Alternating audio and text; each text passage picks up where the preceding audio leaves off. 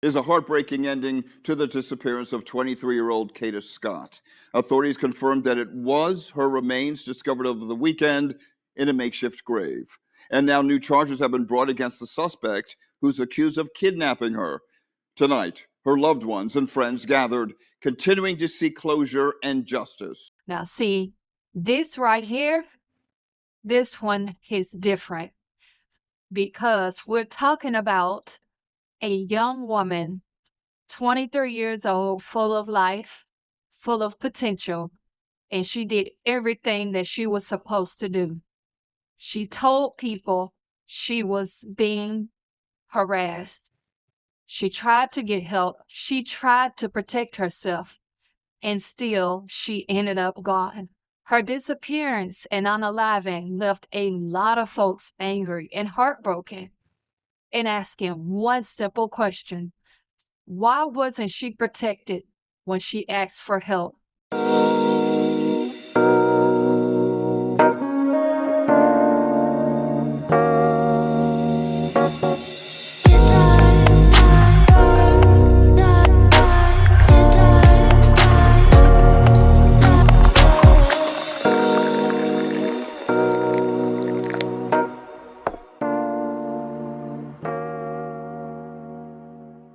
What's up, family? Welcome back to Inside the Scoop Report, where we talk about the real life stories that matter, the ones that hit home, the ones that make us stop and think about how easily this could happen to anybody. If you're new here, go ahead and hit the subscribe, like, share this video, and drop your city and state in the comments because I want to know how y'all feel about this one. We're talking about Kada Scott, a 23-year-old Philly woman who disappeared after reporting harassment and was later found unalived. This case is heartbreaking, but it's also a wake-up call. So let's start from the beginning. Kada Scott was 23 years old, living in Philadelphia, and described by her family as bright, loving, and hardworking. She was close with her mom and siblings. She had big goals for her future and wasn't the type to just disappear without a word. But back in August, Kada told family and friends that she was being harassed and followed, received threatening phone calls, and even telling people she didn't feel safe. She was scared, but she didn't stay silent. She reached out for help. So let me ask y'all, how many times do women speak up about being harassed or stalked and it's brushed off like they're overreacting? So on August 8th, Kata's mother reported her missing after not hearing from her for several days. And according to ABC 7NY, police started searching immediately, checking her last known location, her phone records, and the people she'd been in contact with. The family said she had been dealing with harassing calls. They believe she was trying to distance herself, but whoever it was just would not stop. And the fact that she vanished right after reporting that is what makes the case so chilling. So, do y'all think law enforcement takes harassment cases seriously enough, especially when it's women saying that they feel unsafe? So then, fast forward to September. Philadelphia police announced that there were human remains that were found near a wooded area near southwest Philadelphia. And at first, they couldn't confirm if it was Kada or not. But deep down, her family already knew. DNA tests later confirmed that it was indeed her. And when the autopsy came back, the cause of death was a gunshot wound to the head.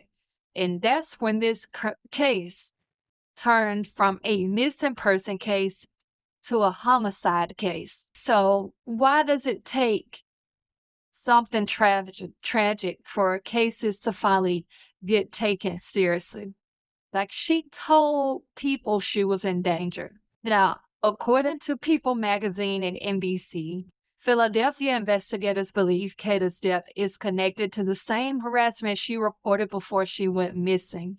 An official said she's been receiving persistent threatening calls and had even told loved ones that she fears something bad was going to happen.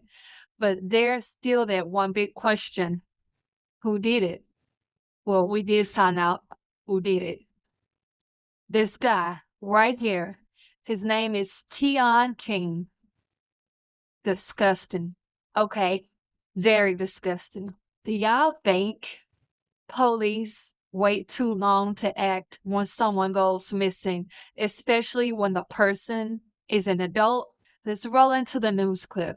The charges. Hours before the vigil, District Attorney Larry Krasner filed new charges against the suspect, 21-year-old Keon King. Now, this part right here is what really frustrates people, is that once again, Kata did everything right. She told people she was being harassed. She reported it. She told family what was going on. But too often, when women report harassment, they're told, oh, it's probably nothing. Oh, there's nothing we can do until then something happens. And then that something is usually too late. And this is a pattern we keep seeing from domestic violence victims to missing Black women to women who simply try to protect themselves and end up ignored by the system. Why do y'all think women have to prove they're in danger before they get protection instead of getting help before it's too late? So this is the Black and Missing Foundation website. If anyone that you may know, or if you know someone who could be missing, you can report a missing person. You can search for a missing person. There's a tip line, resources, and statistics. So a lot of people may not know about this website, but it is very helpful. It provides detailed information. So again, the website is called blackandmissinginc.com. So you can always come here to report information. So the Philly community has spoke out nonstop, especially women who say Kata's story felt way too familiar. Local advocates call for better protection laws, more resources for victims of stalking and harassment, and faster police response when someone goes missing. People online have been even using the hashtag Justice for Kada Scott to keep her story alive, and her family says they will not stop fighting until they get further answers. Do y'all think social media helps bring justice in cases like this, or does it sometimes distract from real investigation? Kata's case sparked a larger conversation about domestic violence and stalking. And according to the CDC, 1 in 3 women experience some form of abuse or harassment in their lifetime. And in many of those cases, the signs are there before it turns deadly. Experts even say that this isn't just about one tragedy, it's about a system that fails to protect women until it's too late. Now, this is the Stalking Prevention Awareness and Resource Center. A lot of people may not be familiar with, but you can always visit this site as well. They have a Victim Connect at 1-855-4-VICTIM or 1-855-484-2846. There's also the National Domestic Violence Hotline, which is the 1-800-799-7233.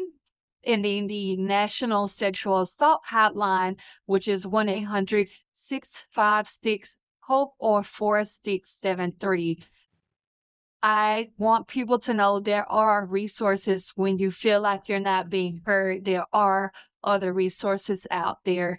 Someone or an organization is willing to help you. I don't want anyone to feel like that there is no help, because there is help. An emotional vigil held today near where 23-year-old Kada Scott's body was discovered. Even though this is the worst thing that we could have possibly hoped for, we were able to get our baby back. Now, Kada's mother spoke to the media, and you could hear the pain in her voice. I still remember the words that she said. My baby tried to get help. She didn't deserve this. You could feel it. Her family is demanding justice and wants this person, Keon King, to be held accountable, not just for the crime, but for the fear that she lived with before she was unalive. And they're right, because when someone cries for help, it shouldn't take an unaliving for people to start listening. So, what can we do as a community to make sure when women say, I'm scared, we actually believe them? So, here's how I see it, family. Kata's story is tragic, but it's not isolated. It's a reminder that behind every headline like this, there is a person who just wanted to live their life, to be heard, to be safe. We can't keep ignoring red flags. We can't keep saying it's not my business, because one day it might be your sister, your cousin, your daughter, your friend. Kata deserves better. And every woman who's ever said, I'm scared, deserves to be taken seriously. Do y'all think there needs to be a federal law that forces faster response times in missing women's cases, especially when there's prior evidence of harassment? Let me know your thoughts in the comments. So, yeah, family, this story is one that shouldn't have to be told, but one we cannot afford to ignore. 23 years old, gone too soon, and all the warning signs were there. We owe it to her and women like her to keep the pressure on until justice is served. So drop your thoughts in the comments. Do you think her case was handled right? Or did the system fail her like it has so many others? Don't forget to subscribe, like, and share, because these are the stories that matter, the ones that remind us that awareness is powerful. This is Inside a Scoop Report, and I'll catch y'all in the next one. Stay aware, stay safe, and remember, listening could save a life.